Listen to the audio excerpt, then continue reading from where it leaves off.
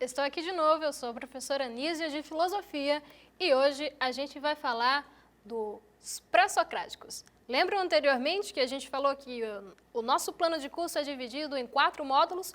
Hoje a gente começa o módulo 1 com os pré-socráticos. Os filósofos que nós iremos trabalhar serão Anaximenes, Demócrito e Epicuro. O período é referente à antiguidade. Bem, para delimitar e compreender bem o que a gente vai fazer nessa aula, como eu falei, filosofia é um assunto complexo e denso, a gente vai delimitar o objetivo geral da aula, os objetivos específicos da nossa aula e a metodologia que nós iremos usar para que vocês gravem bem esses pontos e possam se debruçar especificamente sobre as palavras-chave desses objetivos e dessa metodologia. Bem, no objetivo geral da aula, a gente vai apresentar os pré-socráticos e suas teorias da origem do universo. Quanto aos objetivos específicos que serão explorados nessa aula, é interpretar fragmentos, conhecer as respostas que os pré-socráticos deram para qual seria a origem do universo.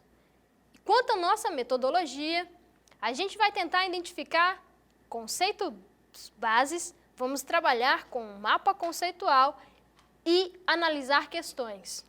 Os conceitos bases explorados aqui serão o conceito de pré-socráticos e o conceito de elemento originário. Vamos lá. O termo pré-socráticos pode dar a entender que se refere a todos aqueles filósofos que vieram antes de Sócrates. Vocês estão saindo agora do 3º ano ou já concluíram o ensino médio, devem ter ouvido em algum momento na aula de filosofia sobre um velhinho chamado Sócrates. Então, Sócrates foi um grande divisor na filosofia, mas havia filósofos que viveram antes dele, durante a existência deles e depois dele. Mas o termo pré-socráticos não é referente apenas àqueles que viveram antes de Sócrates. Os pré-socráticos são da época de uns 600 anos antes de Cristo. Então, a gente já vive no ano de 2020, viveram numa época há quase 3.000 anos atrás.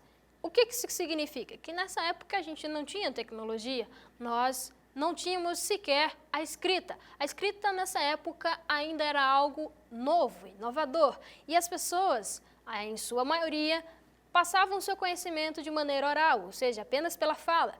E isso dificultou com que houvesse registros históricos sobre esses pré-socráticos. E é por isso que, sobre alguns filósofos pré-socráticos, a gente só tem um parágrafo, 2, que chamamos de fragmentos.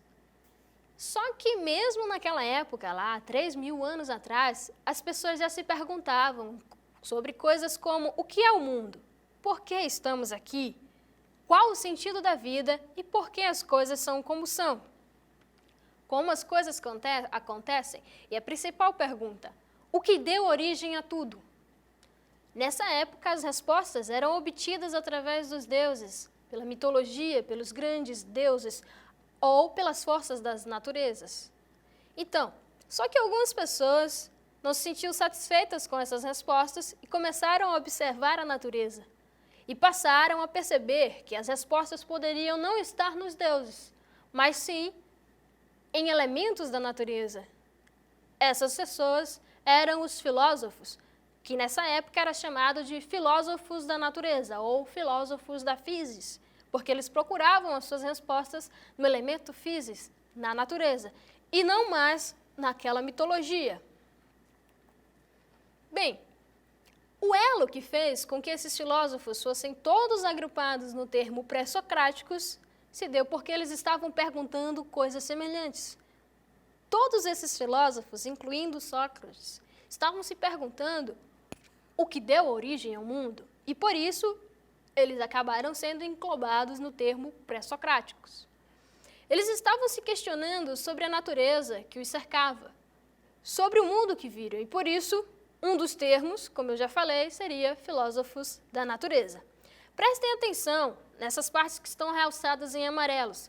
São essas que vocês devem fixar uma maior atenção. Bem, cada filósofo, como filósofo que é, formulou uma resposta diferente para a pergunta o que é a origem de tudo. Então, Historicamente, os filósofos pré-socráticos são divididos em escolas de pensamento. Assim como a gente dividiu o nosso plano de curso em módulos, os pré-socráticos se dão pelo local de nascimento e os problemas que foram discutidos por ele. Como falamos inicialmente, os filósofos que estaremos trabalhando serão Anaximenes, de Mileto, porque ele é da cidade de Mileto. Então, para Anaximenes, qual era o elemento originário das coisas? Para ele, o elemento originário das coisas seria o ar. Aqui nós temos um fragmento de Anaximenes. Como nossa alma, que é ar, nos mantém unidos, assim, um espírito e o ar mantêm unido também o mundo inteiro. Espírito e ar significam a mesma coisa. Como falamos no início, a gente vai tentar interpretar os fragmentos. O que temos aqui? A alma era entendida como o espírito que dá vida ao ser humano. E como vocês já devem ter visto na Bíblia, que Deus soprou o vento de espírito e isso deu ânima ao ser humano. Nessa época havia algumas narrativas de que o ser humano veio de um sopro, de uma ânima. Logo, essa analogia de que o ar estaria relacionado àquilo que dá vida. Se o ar está relacionado àquilo que dá vida, e nós, cercados de vida no mundo, tudo no mundo que tem vida teria a origem do ar, que é provedor da vida. Logo, Anaximenes pensou, o ar é o elemento originário da vida no mundo. Bem, já Demócrito de Abdera, ele tem uma teoria que é a que mais se aproxima do que a ciência hoje justifica como seria o elemento de toda a matéria e de toda a substância que ocupa espaço no universo. Para Demócrito, o átomo seria o elemento no qual todas as coisas são compostas. O fragmento de Demócrito é o seguinte, não existe além do átomo, nada existe além do átomo e do vazio. Para ele, naquela época, o que era o átomo? O átomo para Demócrito era pequenas partículas minúsculas de qual todas as coisas eram compostas. Hoje, através da ciência, a gente sabe que o átomo é o conceito dado para um campo energético composto de prótons e nêutrons em seu núcleo e uma camada em volta de orbitais de elétrons. E toda a matéria, tudo aquilo que possui massa no universo, é composto por átomos. Logo, Demócrito, há 3.000 anos atrás, quando tentou formular qual seria a origem do universo, ou o elemento originário que compõe todas as coisas, não estava tão errado. Bem, Epicuro de Samos. Há uma obra de Aristóteles sobre Epicuro, e algumas questões do Enem vão perguntar para vocês sobre Epicuro e sobre a ética de Epicuro. Bem, Epicuro de Samos é o nosso filósofo de questão agora. Em algumas questões do Enem, tem uma obra específica de Aristóteles que trata de Epicuro, da ética de Epicuro. Quem foi Epicuro? Bem, Epicuro foi um filósofo grego que viveu no período denominado helenístico. Era um período da Grécia em que ela estava passando por algumas transformações, como nós veremos na próxima aula em Origens do Pensamento Grego. Bem, recapitulando, o que era para Epicuro, qual era o seu problema, qual era o seu elemento de sua filosofia? Bem, ele era considerado o profeta do prazer e o apóstolo da amizade. Contudo, não é bem esse prazer que vocês estão imaginando. Bem, Epicuro utilizou-se da teoria atômica de Demócrito. O Demócrito de Abdera era referência para Epicuro, porque ele também acreditava que o átomo era o elemento fundador de todas as coisas. Bem, mas Epicuro tinha algumas divergências daquilo que Demócrito acreditava, pois ele não aceitava que tudo fosse questão de matéria e rejeitava isso, porque se se tudo fosse apenas matéria, fosse dado, é como se tudo fosse apenas mecanizado. Então, o principal intuito que Epicuro quis, ao fazer modificações nessa teoria atômica de Demócrito, era tornar possível a crença na liberdade humana. Porque, se passa por uma perspectiva material, mecanicista, tudo estaria minimamente planejado ou estruturado, e isso interferiria na liberdade humana, e era algo pelo qual Epicuro prezava. Pois, como ele mesmo diz, se os átomos só fossem capazes de movimentos mecânicos, o homem feito de átomo ficaria reduzido à situação de um autômato e seria o fatalismo a lei do universo. Como nós sabemos, que foi dito anteriormente, Epicuro era conhecido como o profeta do prazer ou da amizade. Epicuro deu origem à filosofia epicurista, baseada nesse prazer e nessa amizade. Ele dizia que era dever do homem tornar a vida presente a melhor possível. E a melhor espécie de vida era a vida de prazer. Como eu falei antes, não um prazer refinado, não um prazer turbulento, não um prazer apenas do eros, da paixão, mas um prazer refinado. O intuito dele era cultivar a felicidade e a vida simples. E por isso a melhor forma de cultivar a felicidade e a vida simples, que eram virtudes pelas quais Epicuro prezava, era através da amizade. Recapitulando o que nós estudamos até então, vejamos bem. O objetivo geral da aula era apresentar os pré-socráticos. Quais os pré-socráticos que nós apresentamos? Anaximenes, Demócrito e Epicuro. E apresentar também as origens que eles deram para qual seria o elemento originário do universo. Os nossos objetivos específicos foram interpretar fragmentos, conhecer as suas respostas. E como metodologia, nós trabalhamos identificando conceitos. Os conceitos que nós trabalhamos foram os pré-socráticos e os elementos originários. Os pré-socráticos, vocês lembrem, o termo pré-socrático nem sempre se refere àqueles que vieram antes da figura de Sócrates, mas sim porque todos eles estavam tratando de qual seria o nosso segundo conceito, o elemento originário do universo. Anaximenes tratou o ar como sendo o principal elemento originário. Demócrito disse que isso seria o átomo.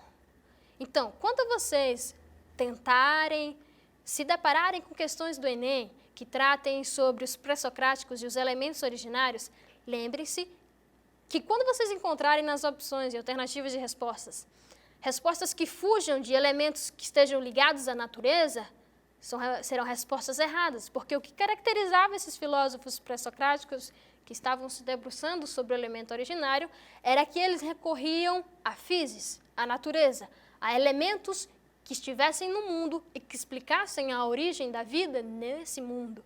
Então, não era a deuses, não era a mitologia, mas os pré-socráticos recorriam a elementos naturais. Por isso, filósofos da natureza.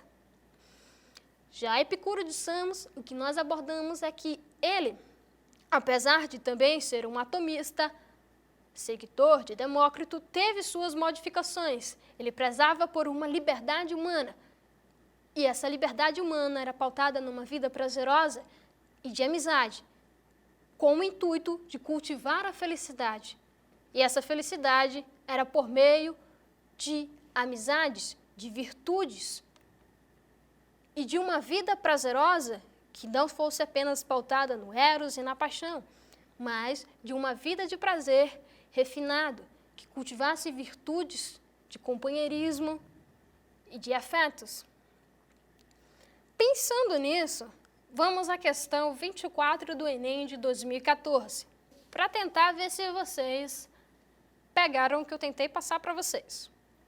Ok, alguns dos desejos são naturais e necessários, outros naturais e não necessários, outros nem naturais nem necessários, mas nascidos de vã opinião.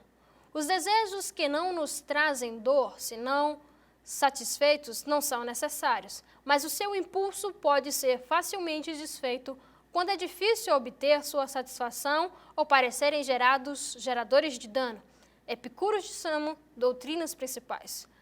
Quando vocês forem ler uma questão do Enem sobre filosofia, se atentem à referência, ao título da referência, porque ela pode conter informações sobre qual a ideia geral do texto. E essa ideia geral do texto é sobre Epicuro e suas doutrinas. Como a gente viu no início, o que caracterizava Epicuro?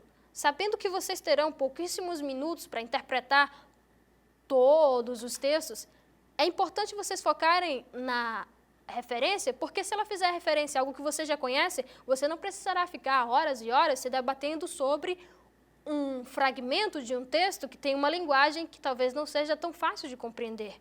Então, somente com a referência a Epicuro de Samos e o título da obra Doutrinas Principais, e sabendo superficialmente que esse texto se trata daqueles desejos que são necessários e daquilo que não é necessário, daquilo que nos traz satisfação e daquilo que não traz, vamos ver o que a pergunta do Enem quer da gente. No fragmento da obra filosófica de Epicuro, o homem tem como fim, lembrem-se, Epicuro prezava pelo prazer e pela amizade. Vamos às alternativas. Letra A, alcançar o prazer moderado e a felicidade. Letra B, valorizar os deveres e as obrigações sociais. Letra C, aceitar o sofrimento e o rigorismo da vida com resignação.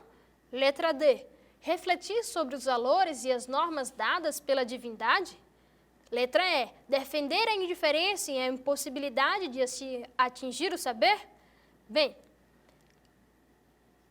acho que aqui ficou claro para vocês que a resposta é a letra A. Por quê? Porque a letra B fala de deveres e obrigações. Como nós estudamos em Epicuro, em momento algum ele fala de deveres e obrigações. Na letra C, aceitar o sofrimento e o rigorismo da vida não é nada, não faz nenhuma referência ao profeta do prazer. Letra D, refletir sobre os valores e as normas dadas pela divindade. Lembrando que os filósofos pré-socráticos eram pautados na filosofia da physis, da natureza, e não acerca das divindades. E letra E, defender a indiferença e a impossibilidade de se atingir o saber? Não, por isso é a letra A. E é isso aí, pessoal. Até a próxima!